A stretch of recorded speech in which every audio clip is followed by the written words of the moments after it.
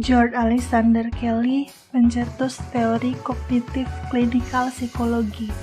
Ia lahir di Kansas pada tanggal 28 April 1905. Orang tuanya bernama Theodore dan Elfreda Kelly. Ia pernah bersekolah di sekolah asrama di Wichita pada tahun 1918 dan pada tahun 1926 ia menerima gelar sarjana dalam fisika dan matematika dari Park College serta gelar master dalam sosiologi di University of Kansas. Kelly menerima gelar PhD dalam psikologi dari State University of Iowa pada tahun 1931. Dan ia menjadi direktur program klinis di Ohio State University pada tahun 1946. Dan pada tahun 1965, ia melakukan penelitian di University Brandeis. Teori Kelly disebut teori konstruk personal atau disebut juga pendekatan konstruktivisme karena berfokus pada cara manusia menginterpretasi, memahami dunia, dan membentuk realitas diri mereka sendiri. Kelly memfokuskan teorinya pada hubungan interpersonal. Menurutnya, perilaku seseorang diarahkan oleh interpretasi terhadap keadaan sekitar dan ekspektasi yang timbul karenanya. George Kelly dikenal juga sebagai bapak kognitif clinical psychology dan berperan dalam berkembangnya psikologi kognitif. Man the Scientist. Bagi Kelly, setiap individu merupakan seorang peneliti karena tiap individu menciptakan hipotesis dan menggunakan konstruknya masing-masing dalam memahami, memprediksi, dan menjelaskan perilakunya sendiri maupun orang lain. Seperti para ilmuwan, seorang individu mengembangkan konstruksi ini berdasarkan pengamatan dan eksperimen. Begitupun juga menurut pandangan Kelly, seseorang dapat terus mengubah teori dan hipotesisnya mengenai orang-orang di sekitarnya. Hal ini disebut juga dengan konstruktif alternativism, di mana kita tidak dikontrol oleh konstruk kita, tetapi kita bebas untuk merubah dan menggantinya dengan alternatif lain berdasar fakta-fakta dari pengalaman yang berlangsung. Rep test. Instrumen ini bertujuan untuk melihat sistem konstruk personal seseorang, di mana dengan tes ini akan dilihat sejauh mana pemahaman seseorang mengenai kepribadian yang akan dilakukan melalui proses perbandingan. Mula-mula, subjek peneliti diminta menuliskan sejumlah orang yang dianggap paling berpengaruh atau memiliki peran dalam kehidupannya. Kemudian orang-orang tersebut akan digolongkan dalam triad atau kelompok beranggotakan 3 orang oleh peneliti dan subjek peneliti diminta mengidentifikasi aspek yang membuat salah satu orang dalam triad tersebut berbeda dari 2 orang lainnya. Misal dalam satu triad yang terdiri dari kakaknya, atasannya, serta guru yang tidak disukainya. Subjek mengatakan bahwa kakak dan atasannya memiliki sifat yang sama yaitu pencemas, sedangkan guru yang tidak disukainya adalah orang yang tenang.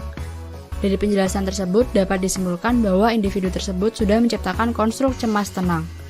Hal tersebut kemudian diulang berkali-kali pada kelompok triad yang berbeda sehingga dapat menciptakan hierarki konstruk yang dapat dianggap penting bagi individu untuk memahami dan meramalkan perilaku seseorang. Ways of anticipating life events. Salah satu konsep George Kelly yang dikenal adalah fundamental postulate, yang berarti perilaku dan sikap kita bergantung pada bagaimana kita mengantisipasi sebuah peristiwa di masa lalu. Hal tersebut dikutip dari kalimat yang disampaikan oleh Kelly. A person's process are psychologically channelized by the ways in which he anticipate events. Inti gagasan Kelly adalah bahwa proses psikologis kita bergantung pada konstruk yang kita buat. Konstruk tersebut sekaligus menjadi langkah antisipatif kita dalam memprediksi suatu peristiwa sehingga kita tahu konsekuensi dari perilaku kita apabila kita melakukan tindakan tertentu. Yang pertama adalah the construction corollary. Peristiwa sama yang terulang membuat kita secara konservatif mengantisipasi diri untuk menghadapi peristiwa yang serupa di masa mendatang. Misalnya, ketika SMA, kita pernah terlambat masuk sekolah sebanyak 2 kali, sehingga harus menjalani hukuman membuat esai.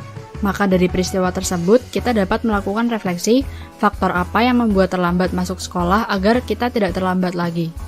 Yang kedua adalah the experience corollary. Menguji secara terus-menerus konstruksi yang kita miliki terhadap pengalaman hidup untuk memastikan konstruksi tersebut masih relevan dengan realita. Jika sudah tidak relevan, maka kita secara otomatis akan mengubahnya. Misalnya, dahulu 1 bulan menjelang satu ujian akhir sudah muncul kesadaran untuk belajar. Namun, saat ini bahkan 1 minggu menjelang ujian rasanya masih malas-malasan, sehingga dibutuhkan cara baru seperti belajar bersama teman atau belajar di tempat lain, seperti kafe, perpustakaan, atau rumah teman. Yang selanjutnya adalah the dichotomy corollary, yang bermakna bahwa konstruk adalah bipolar. Contohnya, kita memiliki konstruk terhadap kejujuran, maka gagasan dari konstruk tersebut pasti mencakup ketidakjujuran. Selanjutnya adalah the organizational corollary. Kita mengubah konstruk secara berpola sesuai dengan pandangan kita terhadap kesamaan dan perbedaan yang ada. Misal, dahulu ketika kecil, jika kita mendengar kata dokter gigi, maka kita akan mengasosiasikannya dengan seram, menakutkan, dan sakit. Namun seiring bertumbuh dewasa, bisa jadi kita mengubah persepsi tersebut. Kemudian ada the range corollary. Konstruk yang kita miliki mungkin dapat diaplikasikan pada beberapa situasi atau beberapa orang, namun dapat juga terbatas pada seseorang atau situasi tertentu. Misalnya, bagi sebagian orang, perayaan Hari Raya Idul Fitri tidak lengkap tanpa menyantap hidangan opor ayam dan ketupat. Namun, bagi sebagian yang lain, perayaan Hari Raya Idul Fitri tidak harus dilengkapi dengan hidangan tersebut. The modulation corollary, memodifikasi konstruk yang dimiliki sebagai fungsi dari pengalaman baru. Kemudian adalah the individuality corollary. Orang memandang peristiwa dengan cara yang berbeda. Misalnya, A menganggap bahwa virus corona tidak memberi dampak yang terlalu buruk, sehingga tidak apa baginya untuk berkumpul bersama teman-teman di kafe. Sementara B menganggap bahwa virus corona merupakan sebuah wabah yang sangat berbahaya dan berdampak buruk sehingga lebih baik baginya untuk menjaga kesehatan diri dengan olahraga dan beraktivitas di rumah saja. Selanjutnya adalah the commonality corollary. Meskipun konstruk yang kita miliki unik bagi kita, orang-orang dalam kelompok atau budaya tertentu dapat memiliki konstruk yang serupa. Kemudian the fragmentation corollary. Kita mungkin memiliki konflik antar konstruk disebabkan oleh perbedaan konteks.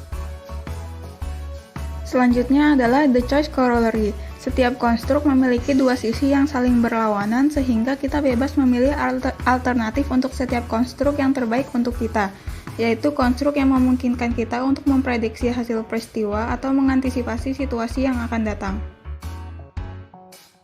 Yang terakhir adalah the sociality corollary, yang bermakna bahwa kita berusaha memahami cara pikir orang lain dan memprediksi hal yang akan dilakukan, sehingga kemudian kita memodifikasi perilaku kita.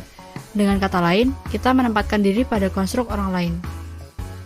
Kelebihan dari personal construct teori yaitu memunculkan nilai penting sistem kognisi dan konstruk kepribadian, sehingga setiap individu mampu mengkonstruk perilakunya sesuai dengan konsep masing-masing dan memiliki keunikan tersendiri. Teori konstruk personal juga memiliki beberapa kekurangan.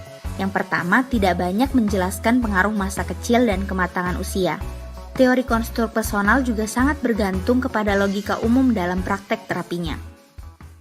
George Kelly mempunyai pandangan yang berbeda dari tokoh lain, sebab dirinya mengusung konsep baru yang unik dan berbeda dengan tokoh-tokoh sebelumnya, yaitu sistem konstruk individual, di mana fokus utamanya adalah pada persepsi yang dibangun individu terhadap lingkungan sekitarnya, yang sekaligus menjadi cara seseorang untuk mengantisipasi peristiwa yang akan datang. Perbedaan teori konstruk personal dengan teori lainnya, yaitu teori konstruk personal membantah pandangan behavioris di mana individu dianggap menjadi respon pasif dari lingkungan. Teori konstruk personal juga tidak setuju dengan psikoanalisa, di mana kepribadian dibentuk dari pengalaman masa lalu.